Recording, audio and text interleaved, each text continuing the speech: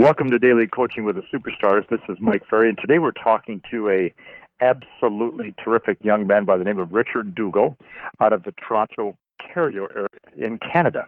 So, Richard, first of all, welcome on the call, and nice to have you here. My pleasure. I'd like to start, if I may, by giving everybody Richard's phone number and email address. His phone number is 416-482-8662. Again, 416-482-8662. And Richard's email address is R for Richard Duggal, D-U-G-G-A-L, at TREBnet.com. So, Richard, first of all, congratulations on a great year. Thank you very much. I think your goal for the year for 2007, 110 transactions of 1.1 million. Is that correct? Yes. Good for you. And Richard, I think we've known each other, I think you told me earlier, 14 or 15 years. Yeah, 14 years ago, I remember a friend of mine saying, Mike Ferry's coming to town, and you're going? And then I remember that I actually saw a video of this trainer from a video I borrowed from the library, Toronto Real Estate Board library, and it was this man, the trainer with big hair, really aggressive, and I go, I think I know him. And then my friend said, you got to go to this event. I was there last year. All the top agents in town are coming. They're all dressed up, dressed to the T. You'll see BMWs, Mercedes, and that was it. I had to come. Good for you. I like that part. You guys all heard that. He said the man with the big hair 14, 15 years ago. And when we met, you were doing, 25, 30 transactions a year? Yeah. And 7 days a week and 25, 30, basically. Sure, and working 7 days a week, and now you're doing 110 transactions. So first of all, congratulations. Thank you. So let's talk about your marketplace. You're in one of the more competitive markets in the probably North America, which is the Greater Toronto market. How many agents operate in the Greater Toronto market? Well, Mike, Toronto is the largest board in North America, and there's 26,000 agents on our board. That is huge. That's a lot of competition. Yeah. In a market as big as yours, doing as much business as you do, that has to make you in the top, 1% of all the agents? Yes. Good for you. Congratulations. How many homes are for sale in the Greater Toronto market? Right now, there's about 20,000 homes for sale. So there's less than one listing per agent. Yeah. And just to give you an example, Mike, a year ago, this date, there's about 24,000 active. Okay. So the number of listings is shrinking. Now, if I remember correctly, Richard, your market has not taken the same kind of financial hit that the United States market has taken below you. Am I correct? No, not at all. The wage is going strong. So I mean, the prices are not going up as much as they were, say, in California when you had your boom, but about 5% a year. But your market is still very strong and everything is going well. Yeah. Okay. So what is the average sales price for you and your team? I have listings that are $1 million. I got 400 and 250, so it's around 400,000 right now. Okay. And how many listings do you carry at a time? Anywhere between 20 to 30 at any time. Good. And Richard, what is your average commission check today? Average commission check, after working, I do referrals a lot too with other agents. It's about 8 to 10,000. Okay. Now tell me about that. I know that one of your strengths is your referral business from agent to agent. Yes. Tell me how you developed that, and how many transactions does that create per year for you? I've had years where I did like 20 deals just on that, on the side, 25. That is outstanding. Yeah. Congratulations. So, Richard, after all these years and this much success, do you still prospect? Yes. And personally, how much do you prospect? About 2 hours a day. 2 hours a day after all these years. Yeah. Still excited about it? I love prospecting. Why? In fact, what I like about it myself is the skills. I love persuading people. I love calling somebody, who said, well, I have an agent in mind already, and just turning them around. So for me, it's just, it's like instead of playing Monopoly, which I do love, or chess, I just love prospecting, and for me, it's the game of influence, a game of persuasion. That is a fun way to look at it. Good for you. Yeah. So you prospect a couple hours a day. How many contacts do you make on a normal day? About 15. 15 contacts. And who do you call? Sometimes I'll call my center of influence, or FISBOs. I like FISBOs too. Okay. And In calling for sale by owners, how many times will you call them before you quit calling them? If the motivation's strong, I really look for the motivation, Mike. If there's not much motivation, I may not call many times. But if I find that somebody does say, well, Richard, I'll talk to you in a week, give me a week or so, then I'll call that person virtually maybe every second day, relentlessly, because I don't want anyone else, to get that business. And I want to show them how aggressive I am. I was going to say, do these people get a little mad at you at times because you're so aggressive? Not really, no. Because when you do it with a great attitude, like an attitude of contribution, and like when I call them, I don't just say, "Hey, it's me again." I'll actually just change my opening line sometimes just to get that rapport. Good for you. Like for example, I'll ask them, "How was your open house, John?" And they'll say, "Oh, we had a few people." And I don't. The key is that I don't make them wrong. I don't make them feel like they're doing something wrong. It's more like I'm coming in and saying, "Hey, let me see what we can offer. Are you familiar with the techniques I use?" And I'll tell them about maybe a listing that I've got. So one of them just recently, I was thinking, okay, what do I say? Because I just talked to him, yesterday, and he said, don't call, call me in a week. Sure. So I called him, and I called him with a listing I just took. And it was actually not far from his area. So when we called and I actually talked to him, he saw that I was promoting that property. So I said, hey, I got a property I just listed around the corner.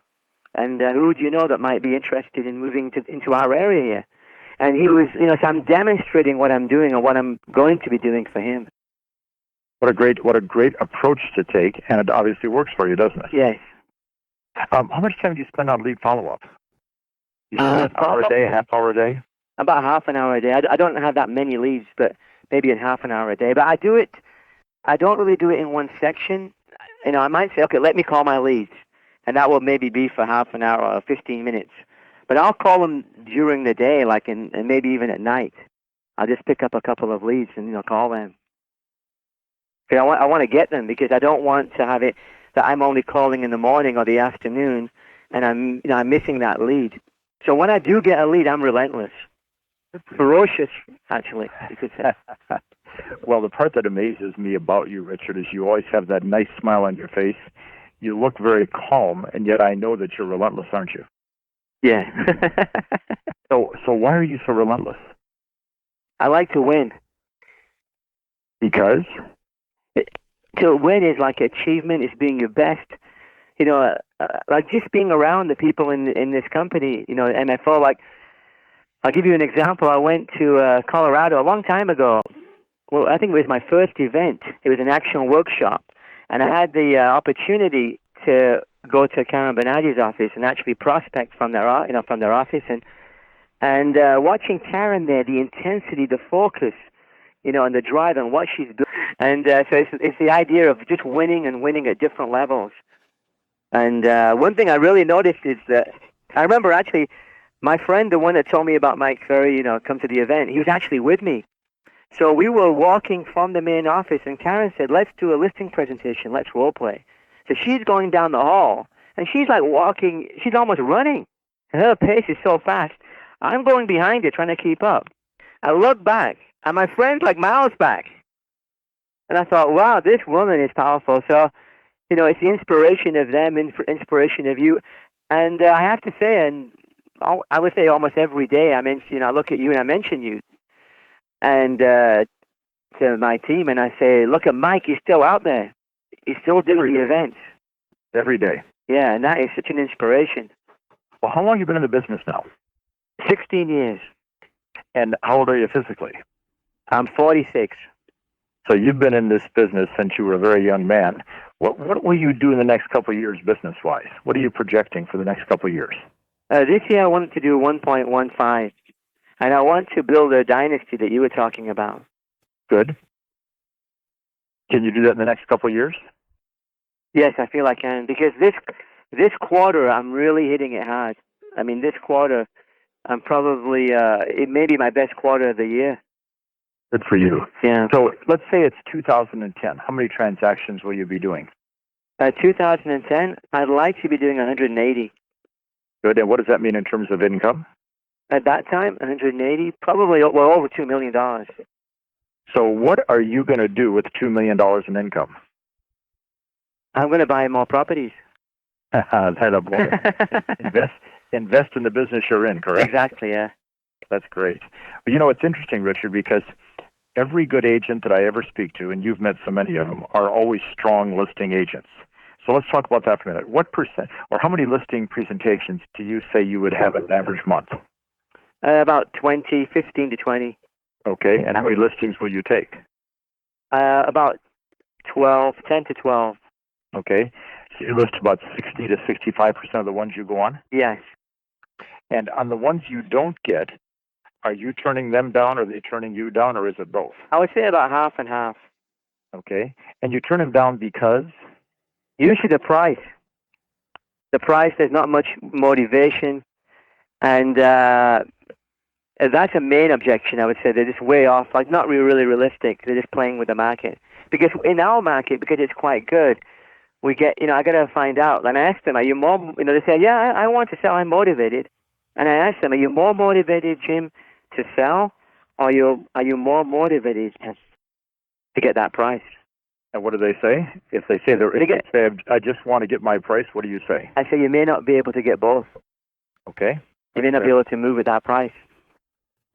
So if you move your business to 180 transactions, yes, will you be going on more listing presentations or taking a higher percentage of the ones you go on?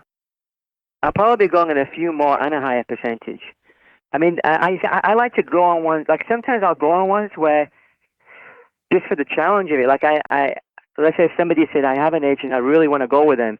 And I don't know about something inside me gets very competitive.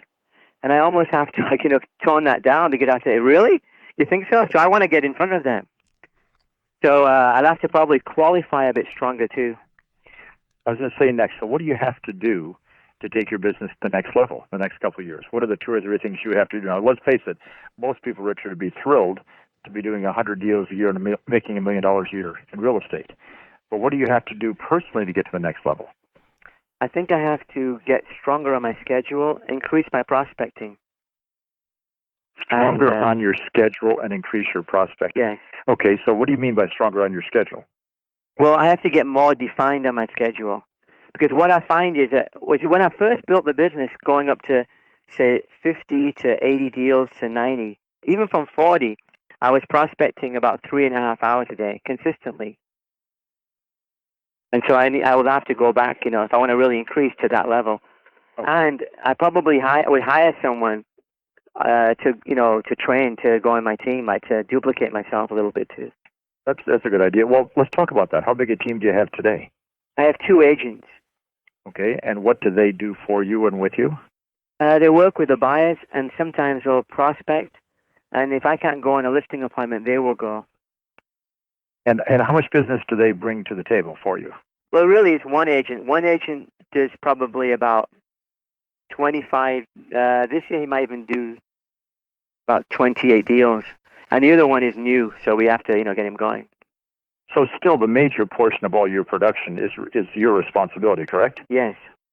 And do you see that changing much over the next couple of years? Yeah, more of a team concept. I'm building the team. Good for you. That's great. So, Richard, you've had the good fortune of talking to a lot of the best agents in the country, like yourself, at our different events. Are there 2 or 3 characteristics or things you've learned that you can share with our group as we wrap up this call today? One of them is just a commitment, like a passionate commitment to really, really do something. Like they'll have their goals and they'll talk about their goals and, how much they want to do, and they'll just do it. Like I've had friends of mine in the system that, even if they had a bad month, they'll just go back on the phone, they'll start prospecting, or they'll get more accountability partners. So it's that drive, really strong drive. So first is that commitment and drive that you've learned from other people that you have for yourself. Yes. And what is the second thing you've learned from these other top agents? They have less excuses. Okay. and by that you mean? What happens is the lower the production, the more it's like, the market, or it's this, or the sellers don't want to pay. And the higher the production, the more responsibility they take for their, what they have to achieve. So if everybody wrote down that the lower the production, the more excuses, right? Right. And the higher the production, the less excuses. Yes. then that would be a good lesson for all of us to learn, wouldn't it? Yeah. That's good. Well, Richard, I'd like to, on behalf of all of our great members of Daily Coaching with the Superstars, say, first of all, congratulations on a great year. I mean, that is really exciting what you're doing, and I can only see it getting better. And second, thanks for your great thoughts today and your great advice, and I hope that you and your family have a wonderful holiday season. Thank you, Mike. I want to thank the staff, of MFO, the great coaches, yourself, Sabrina, Michelle, Patrick, for all you do for this industry. Well, as I always say, we're going to keep trying as long as you do. Thank you. All right. I'll look forward to seeing you. Thank you, Mike.